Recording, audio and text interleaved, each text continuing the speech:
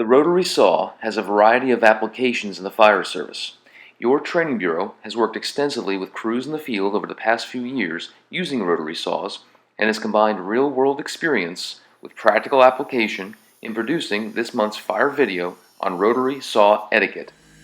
In addition to viewing this video with your crews, please take the time to review the saws assigned to the suppression units at your station, as well as all of the ancillary equipment and tools that go along with them. The outline for this month's video includes safety considerations, a rotary saw overview which includes a complete head-to-toe assessment on the saw along with the blades we carry, rotary saw etiquette which includes best practices when using the saw along with some tips and tricks, and then tactical considerations when using the rotary saw. Full PPE along with your SCBA is highly recommended when using rotary saws. Your SCBA mask serves as the greatest source of eye protection as well as the best form of respiratory protection while on air. Also keep in mind that many of the materials you will be cutting are producing airborne particulate matter that you do not want to breathe. The Training Bureau strongly recommends the use of ear protection when using a saw. Each suppression unit has a supply of ear protection, so if you are running low, please order some more through channels from logistics.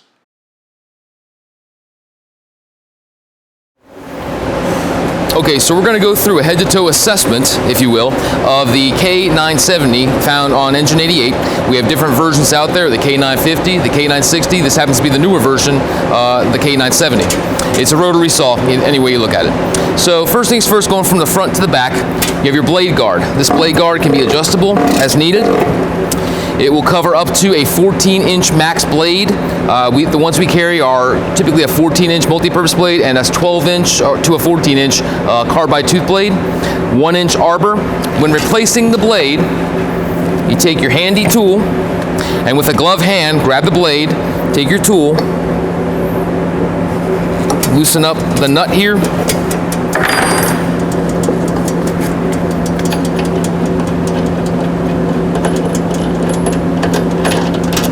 put that off to the side, don't lose it. Take off the washer, and now you can take off the blade and replace it with another one. Be sure when you're putting back the blade on top that it goes completely down so the 1-inch arbor is all the way around. Take your new blade. Make sure the blade you put on is the appropriate direction. Blades like this are multi-directional. They can go either way. Some are designed to go certain ways, like your carbide tip blade. Turn the bolt. Give it a good tight twist. And that's not going anywhere. This right here is the handle of the saw. On the bottom of the handle is your foot of the saw. So as in the video later on, we talk about this saw walking on its foot or walking on its feet. This is the part we're referring to. We'll cover that later on. Going further down, the decompression switch is on top as opposed to older saws, which is on the side. Before pulling your starter, make sure you decompress this machine, otherwise you're going to hurt your shoulder. So it's up here on the new saws, over on the side on the older saws. You have your pull start. On the rear of the saw, you have your choke and your stop switch. Keep in mind with the stop switch, it will stay in the stop position if you put it all the way out. So you're going to look really goofy if you're trying to start this saw with this thing in the stop position. Just food for thought. Primer for fuel. Around to the other side. Newer addition right here is a flashlight on the tip of this saw.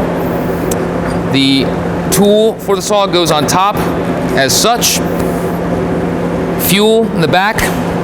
And that's pretty much the bulk of it.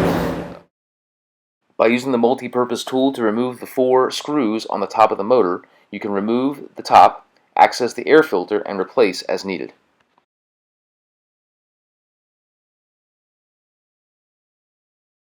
Remember to use the True Fuel pre-mixed fuel for our saws. This 50-to-1 mixed fuel is ethanol-free and prevents risk of engine seizure or costly repairs due to ethanol-related moisture attraction and phase separation commonly found in gasoline purchased at standard fuel pumps. Multi-purpose diamond blades have diamond-coated teeth that are effective on masonry, concrete, asphalt, and metal applications. They will cut through wood, but not very efficiently. If you know you're going to be cutting wood, commonly in residential vertical ventilation, opt for the carbide tooth blade over the multi-purpose blade every day of the week. The carbide tooth blade is the preferred choice when cutting wood roofs covered with asphalt shingles, plywood, single or multiple layers of tar paper, and insulation. In addition, as we have seen in previous videos produced by the Training Bureau, these blades will also go through polycarbonate and hurricane-rated glass very efficiently. A carbide tooth blade used on inappropriate material, such as locks, metal, or security bars, may fracture these teeth, producing dangerous projectiles. Again, safety first. Consider your full PPE. One other blade you may see on some trucks, though not being manufactured anymore, is the Ultimate blade. This multi-purpose blade differs from other diamond-coated blades in that the diamonds are impregnated within a matrix on each tooth. Dull or gummed-up blades can be run against a concrete block or a brick, which, while wearing down the teeth, exposes fresh diamonds for successive cuts.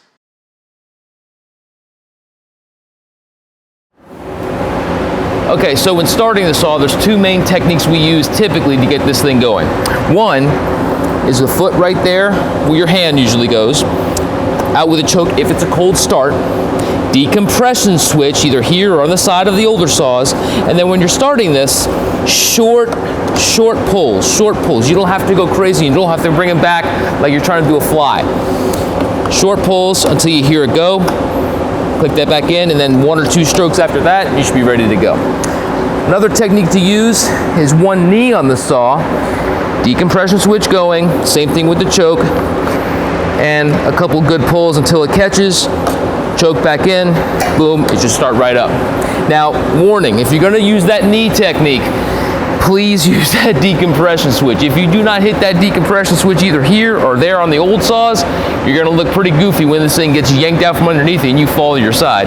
Been there, done that.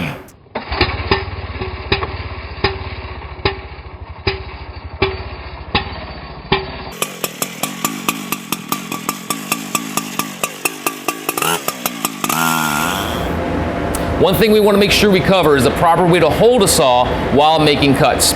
Now, I'm not in full PPE because I'm not going to be cutting. I want to make sure you saw and heard everything I wanted to talk about here without any gear being in the way.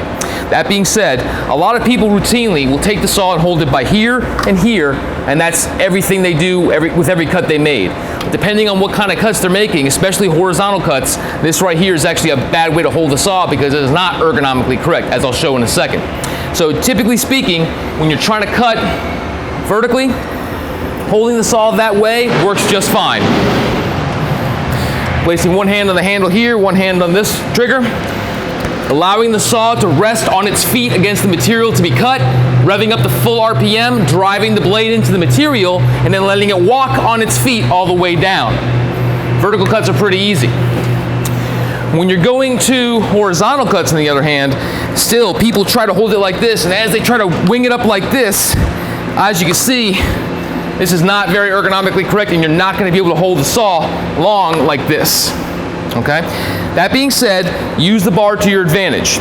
If you're cutting right to left, take your arm, slide it as comfortably as you can down the bar, keeping in mind the guard, making sure you're protected by it. And you can hold the saw like this without risking your arm getting cut, and it's more closer to your body, your frame, and it's easier to cut.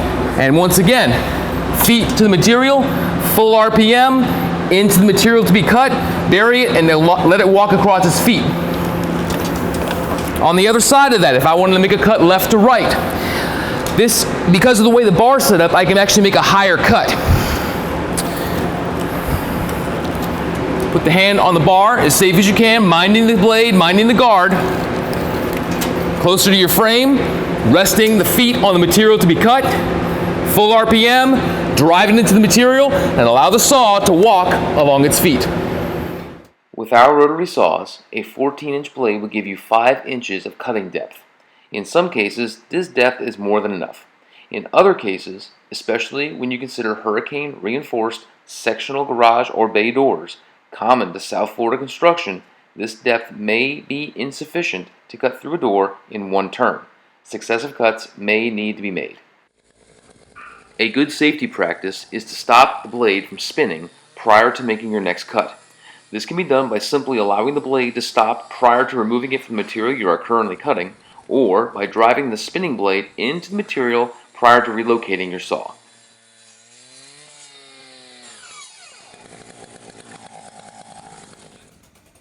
Another strong recommendation is to allow the saw to walk on its feet prior to and while cutting the material. This action allows the blade to stay perpendicular while cutting and reduces the incidence of the saw binding due to twisting or torquing the saw while cutting.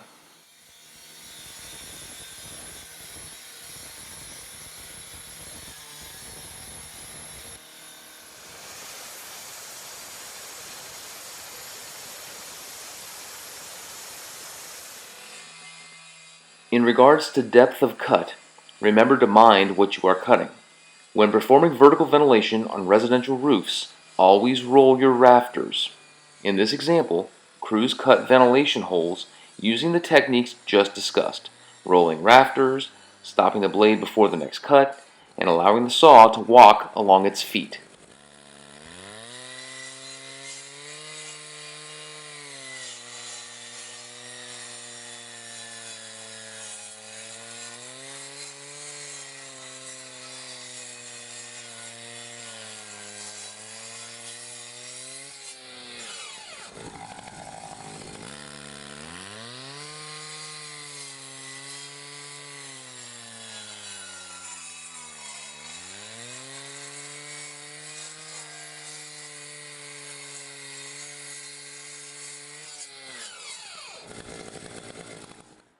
Here is an example of a traditional vent hole with two pieces of the cut roof louvering off of two of the joists. This particular triangle-shaped cut, made by only two cuts connected at the top, works well for old tongue-and-groove wood roofs found in older homes within the city. One thing to consider is that older homes may have had multiple layers of roofing material added on top of each other over the years, as this operator found while making this cut. Once again, watch your depth of cut. Cutting into trusses too deeply can endanger roof operations, especially considering the prevalence of lightweight construction impinged upon by fire and heat. Another nifty tool you'll find in some of our apparatus is this pair of vice grips connected to this handle. And what this is used for is if you have to cut something and you don't want to be too close to it, hook it onto a lock or whatever you want to cut, stay back from a distance, and now the operator can cut this with you being far away.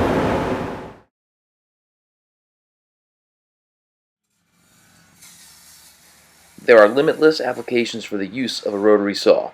We encourage crews to discuss these during and after the video. We have included a handful of these applications in this presentation.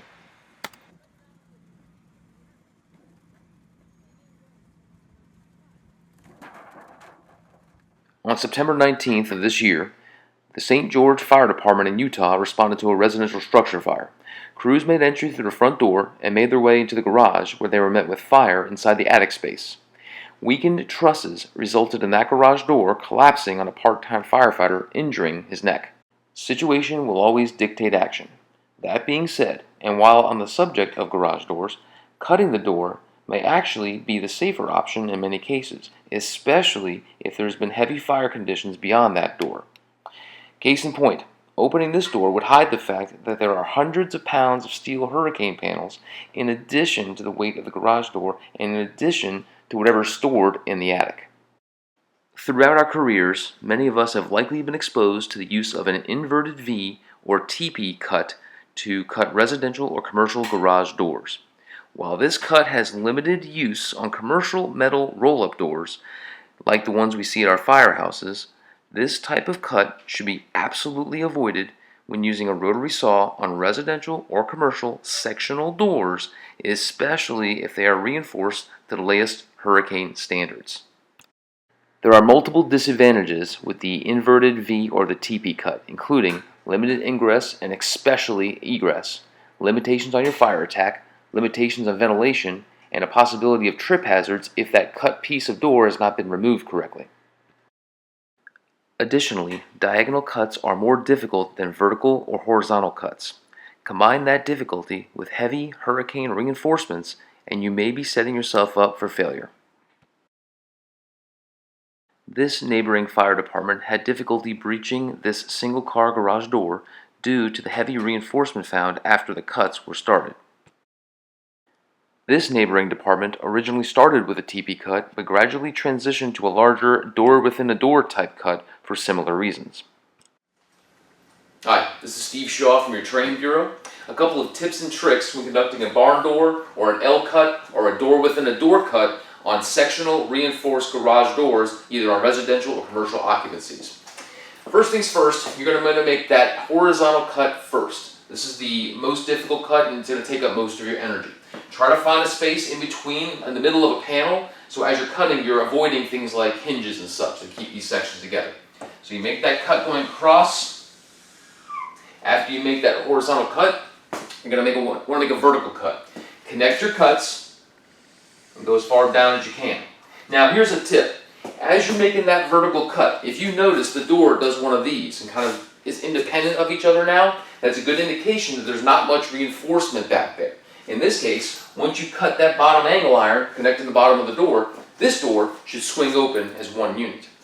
If you make that first vertical cut and you notice the door is still moving as one unit, chances are there's heavy reinforcement behind there. That being said, make a second vertical cut going down as far as you can.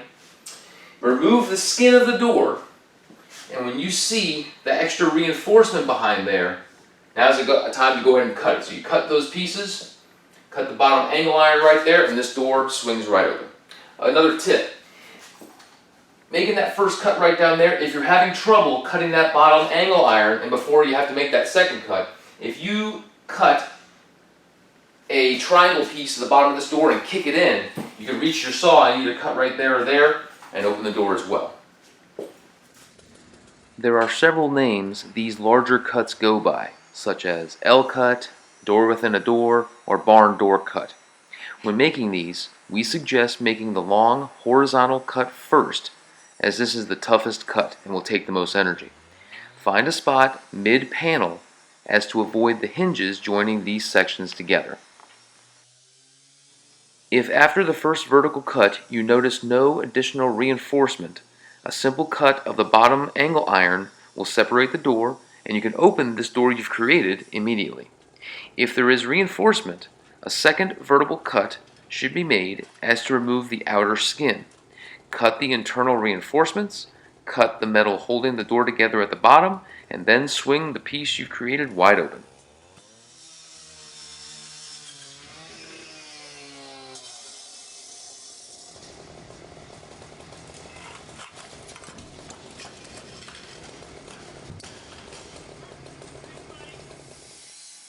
You will find that cutting metal rolling doors is much easier than the sectional variety we just covered. Here's a very useful tip. To aid the firefighter cutting the door, use a metal hook over a Halligan tool to create a fulcrum to lift the door.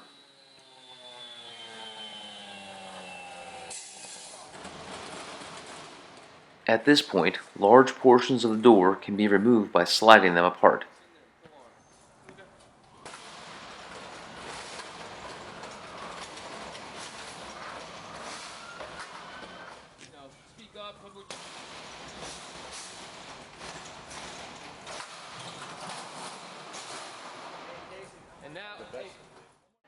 Last note, Fort Lauderdale has several storage facilities located throughout our city. Often, these units consist of multiple small garages secured from the outside by either a padlock or a sliding lock accessible by a key. If conventional methods have not worked, you may be forced to cut open the door to gain access. Often, the locking mechanism is a problem, even when accessed by a rotary saw. In this example, even though the latch was accessed, the saw itself damaged and warped the mechanism so that the latch could not be removed. Also bear in mind that these doors are most often one piece of corrugated steel and not the slat variety as shown in the previous video. When the order is given to cut these, cut as big a hole as possible. Special thanks go out to Captain Fox for some of his contributions in reference to Rotary Saw Etiquette and all the crews that helped us in making this video. Thank you so much, and as always, stay safe.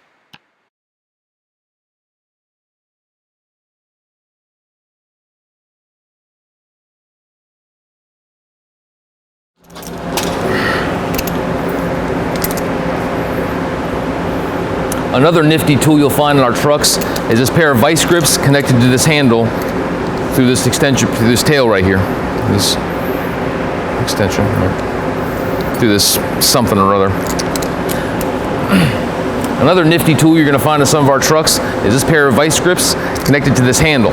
Now, I had somebody try to explain this as a tool that if this broke, you find the end of the rope, you connect it onto it, and you pull start the motor. I'm pretty sure that's not what it was designed for, though if you can make it work, maybe we'll give you bonus points. I probably shouldn't say that. Anyway.